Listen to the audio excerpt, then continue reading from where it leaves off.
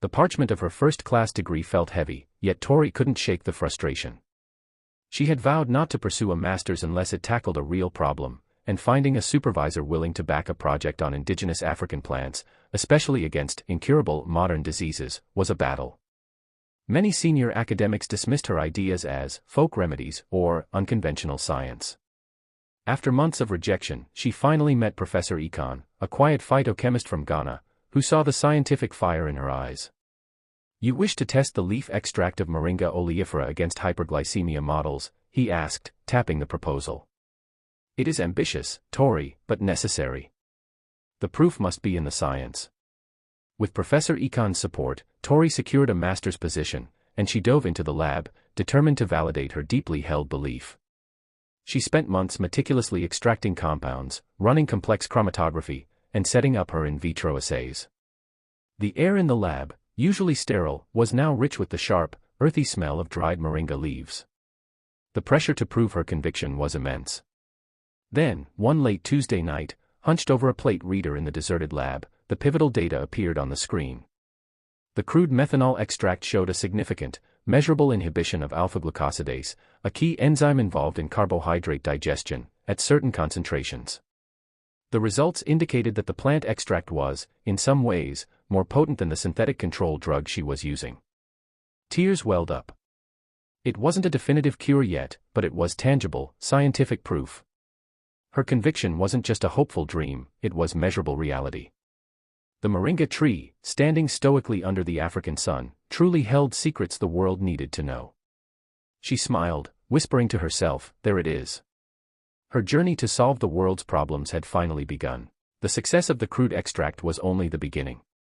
Professor Econ, a master of analytical chemistry, walked Tori through the next, most crucial phase, isolation. "A crude extract is a soup of hundreds of compounds, Tori," he explained. "We must find the precise spoon that holds the healing power. This is where chemistry takes the lead." Tori learned the delicate art of fractionation. She used column chromatography first, applying solvents of increasing polarity to separate the methanol extract into smaller, purer groups, patiently collecting liters of separated liquid. Then, they employed the precision tool of high-performance liquid chromatography, HPLC. Under Professor Econ's watchful guidance, Tori monitored the machine for days, isolating fractions based on minute differences in their retention time. The goal was to obtain a single, pure compound that could be structurally identified. "Every peak is a potential remedy," Professor Econ stressed. "We test them all." Tori focused her bioassays on the most promising fractions. Since chronic diseases involve systemic damage, she knew they needed to test for more than just blood sugar control. They needed to investigate the complete healing properties she intuitively believed in. She first tested the fraction's ability to neutralize free radicals, the cause of much cellular damage in chronic illness, using the DPPH radical scavenging assay. The results were stunning. One specific compound, provisionally labeled MC1, Moringa Compound 1, exhibited antioxidant activity far surpassing common vitamins. Knowing that inflammation fuels many modern diseases, Tori moved on to an in vitro anti-inflammatory test using macrophage cell lines. Again, MC1 dramatically suppressed the production of pro-inflammatory cytokines, suggesting it could act as a potent systemic bomb. With the purified, potent MC1 in hand, Professor Econ moved to determine its exact molecular structure. He used mass spectrometry to find its molecular weight and nuclear magnetic resonance, NMR, spectroscopy to map the arrangement of its atoms. The result confirmed MC1 was a known flavonoid glycoside, but its potent biological activity was unprecedented, confirming a powerful synergistic effect with other components in the plant. The final, most challenging step was moving to the in vivo model, testing the compound on living organisms.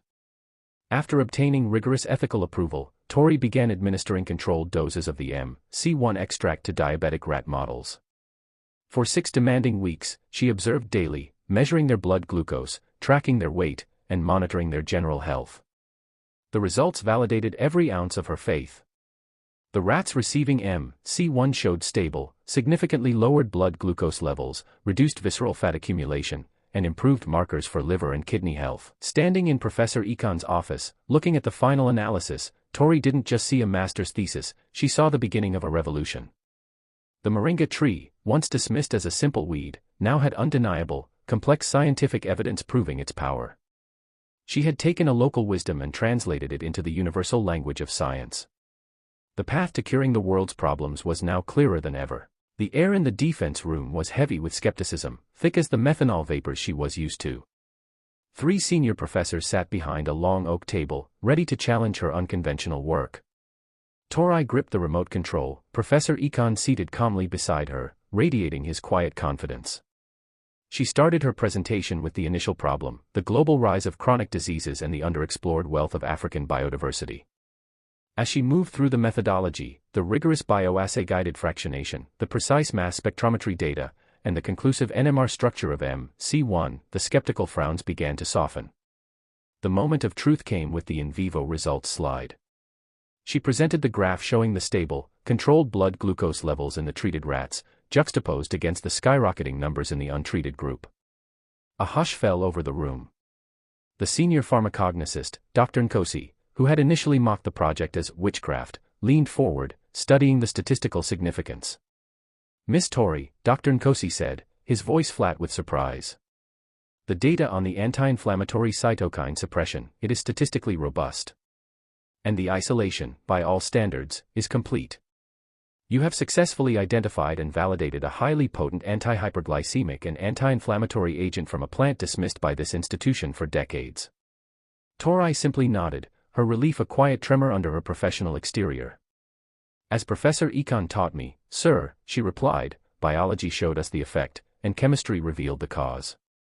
The Moringa has answered our questions." The unanimous vote to pass her thesis, with high distinction, was a victory, not just for Tori, but for Professor Econ and his enduring belief in solving problems scientifically. The celebration was brief. The real challenge, Tori knew, had just begun. Her master's work proved MC1 worked in a controlled environment, but turning that purified compound into an accessible medicine for the people who needed it most was a Goliath task. "We have a molecule, Tori, a potential lifesaver," Professor Econ said, standing beside a towering patent application form. "But now we need funding for Phase 1 human clinical trials. We need a pharmaceutical company to invest billions, or we must start a company ourselves. The politics of patents and profit are far tougher than separating molecules on an HPLC." Tori looked at the complex forms, the daunting estimates of money and time. This was the true wall that separated the laboratory from the suffering people. Yet, her vow, to research a solution to the world's problems, hadn't diminished. It had intensified. "I won't stop here, Professor," she declared, her exhaustion forgotten. "The people cannot wait for Big Pharma. If chemistry revealed the cure, then I will find a way, perhaps through biotechnology or sustainable cultivation, to bring MC1 out of this university and into the world. The journey to the cure is not over, it has just moved from the bench to the battlefield." Tori knew her PhD would be dedicated not just to discovery, but to delivery. Tori and Professor Econ decided the academic route was too slow. Instead of waiting for massive pharmaceutical investment, they chose the path of local impact and sustainability. Professor Econ offered a solution, his small, neglected piece of inherited land on the outskirts of the city. Within weeks, armed with their scientific knowledge and driven by sheer will, they began tilling the soil. They planted hundreds of Moringa oleifera saplings, managing the farm with the precision of a controlled laboratory experiment. Sustainable cultivation became their first principle. Tori used her knowledge of plant physiology to optimize the growth, ensuring the leaves yielded the highest concentration of MC1. This was her commitment to the land, ensuring that the medicine was locally sourced and ecologically responsible. Next, they co-founded a small pharmaceutical company, ChemBio Solutions. The name was a perfect reflection of their philosophy, the integration of chemistry and biology to create solutions for the people. Their initial facility was modest, a small, government-certified workshop equipped with a drying oven, a grinder, and a simple tablet press, financed by Professor Econ's life savings and a small grant Tori managed to secure. Their first product, Moringa Plus, was a standardized tablet. Using the scientific data from her thesis, they created a formulation that didn't just contain raw leaf powder, but included a precise, scientifically validated concentration of the MC1 compound to ensure consistent and potent dosage. The intense, shared labor of starting ChemBio Solutions broke down the last walls of professionalism. They spent days together under the sun on the professor's land, planting the Moringa saplings, sweat blurring the lines of their shared vision. They celebrated small victories, a successful harvest, the first perfectly pressed batch of Moringa Plus tablets, with a quiet, mutual pride that felt deeper than friendship. It was on the Moringa farm, one cool evening as the sun dipped below the horizon, painting the newly planted rows in shades of orange and gold, that Professor Ikan finally spoke of his feelings. They were checking the moisture content of the drying leaves, the air heavy with the scent of their life's work. "Tori," he said softly, turning from the harvest. "I have spent my life seeking the missing molecules that hold the cure." His sweet, familiar smile deepened, losing its professional formality and gaining a vulnerable warmth.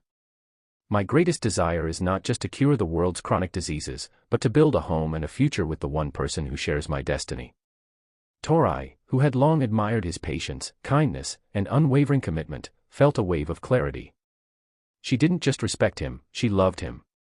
Their destinies were perfectly aligned, he, the king of chemistry who provided the foundation, she, the fierce biologist who provided the drive. They married 6 months later, choosing to hold their small, joyous ceremony right on the burgeoning Moringa farm, symbolizing that their union, like their company, was rooted in the fertile African soil and dedicated to nourishing life. They stood side by side, committed not only to each other but to their shared mission.